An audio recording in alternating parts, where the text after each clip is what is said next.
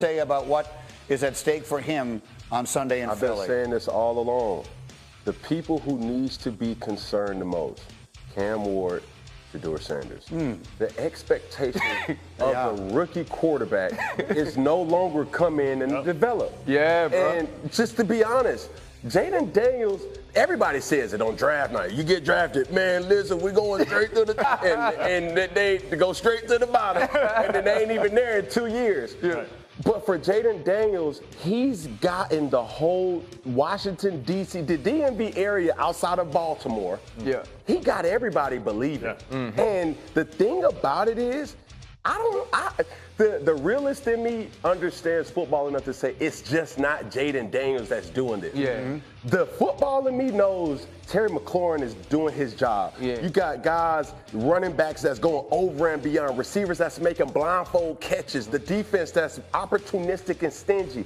All those things combining, and now rookie, go be special. What does the no huddle do for a young quarterback as far as simplifying the looks that you get from the defense? But it's not about the no huddle. It's about the comfortability of the quarterback in that position. Okay, where did he go? Arizona State, no huddle? Yes. Where did he go? LSU, no huddle? Yes. So Cliff Kingsbury is the person who identifies this, and let's not forget, Kyler Murray has set this league on fire enough to realize, like, this is a respectable player now. Yeah. When he first got drafted, everybody was like, man, what are we doing here? Yeah. Cliff Kingsbury knew, okay, this is the type of quarterback that I know I can win with because he's my type of guy. The other piece of it, of the Jayden Daniels thing is he talked about the realist and the football player that understands that other people have to play.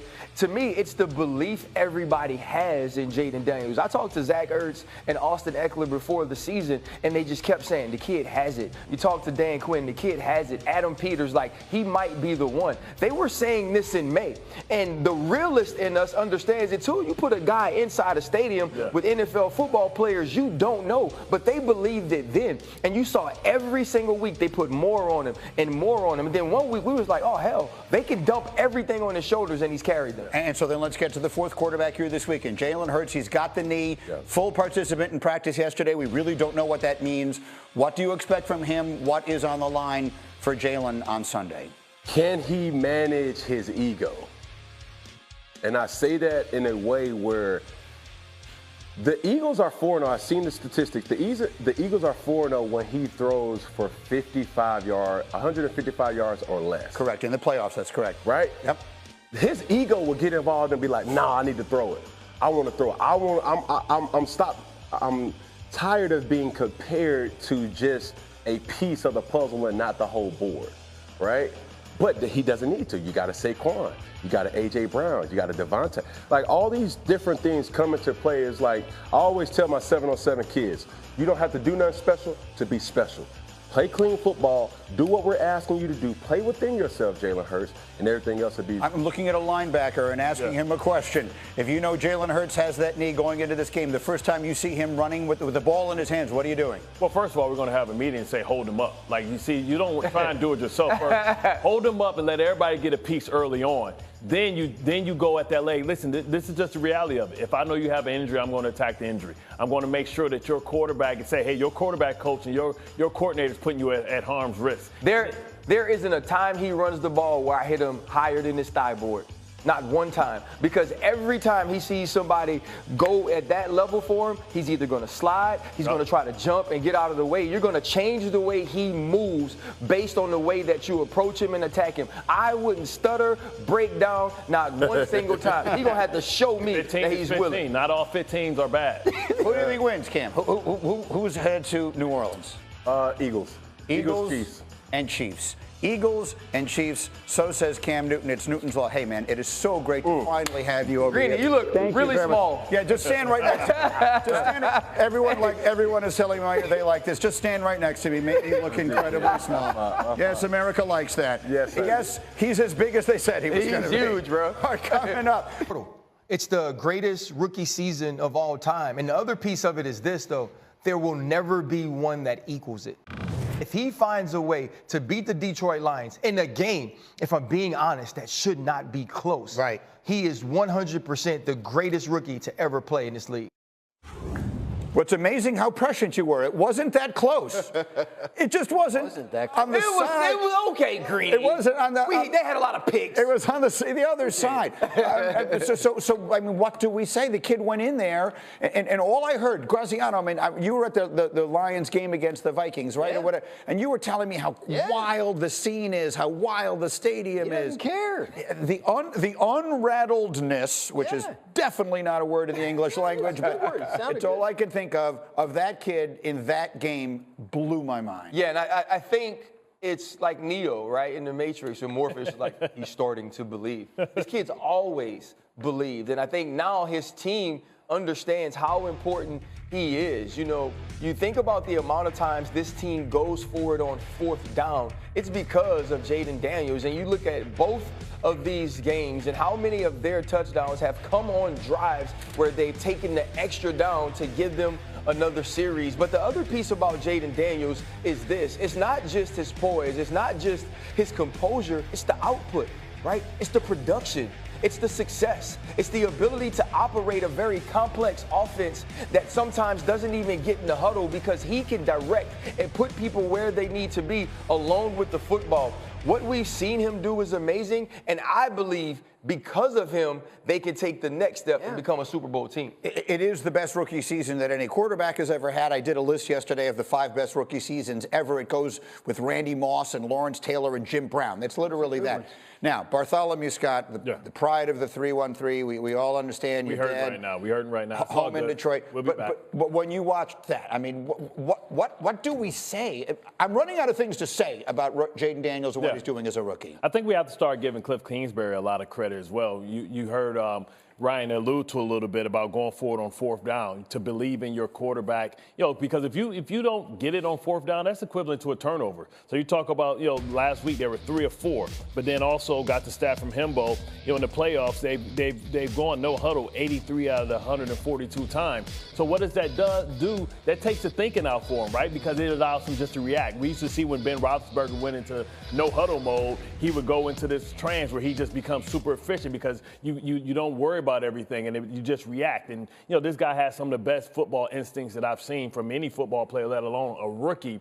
And I think you have to give Cliff Kingsbury a lot of credit for being able to take the gray out, and that it makes the defense be vanilla, because when teams go no huddle, we have vanilla defenses and we aren't that aggressive. We got 4 or 5 default calls. Right. Yeah. That not only is his instinct, I thought it was his poise, guys. Here they are playing Detroit, home field advantage, incredibly loud situation. First series, no huddle. Like, I thought the moxie and the confidence that Cliff Kingsbury, look at this drive. There was no, hey, he's a rookie, we're going to ease into it. It's really remarkable. You talk about Cliff Kingsbury. I think between him and Jayden Daniels, to have the confidence in this environment to go no huddle, Greedy, from the first snap, it goes back to me, 55 games played in college.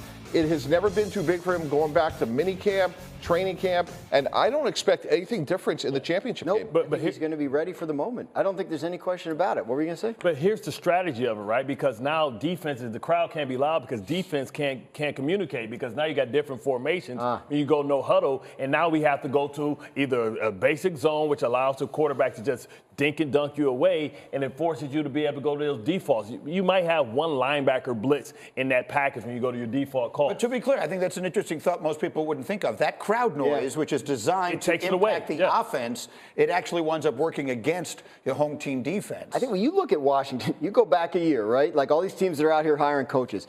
Commanders fans were crushed that they ended up with Dan Quinn. Like they felt like they settled, they missed all their top choices. Commanders was crushed, right? Yeah, like they were upset, they were disappointed. Felt like it. So what did they do? Like he brings in Kingsbury because they know they're going to have a rookie quarterback.